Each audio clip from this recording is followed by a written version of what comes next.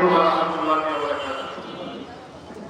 আলহামদুলিল্লাহ, সম্মানিত উপস্থিতি, প্রয়োজনীয় রাষ্ট্র সংস্কার, গণহত্যার বিচার, জুলাই সনদের আইনি ভিত্তি প্রদান ও সংখ্যানুপাতিক ক্রিয়ার পদ্ধতিতে জাতীয় সংসদ নির্বাচনের দাবিতে ইসলামী আন্দোলন বাংলাদেশ শরীয়তপুর জেলা শাখার উদ্যোগে আজকের আয়োজিত গণসমাবেশ ও বিক্ষোভ মিছিলে আগত সর্বস্তরের নেতৃবৃন্দ, আমার সামনে উপস্থিত সংগ্রামী জনতা, সকলকে ইসলামী যুব আন্দোলন বাংলাদেশ শরীয়তপুর জেলা শাখার মধ্যে আছি।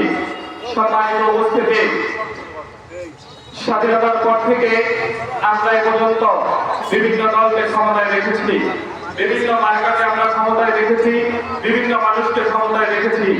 স্বাধীনতা যুদ্ধ যে কারণে হয়েছিল, যে জন্য আমরা বাংলাদেশকে স্বাধীন করেছিল আমাদের পূর্বপুরুষরা, সেই স্বাধীনতার স্বাদ আমরা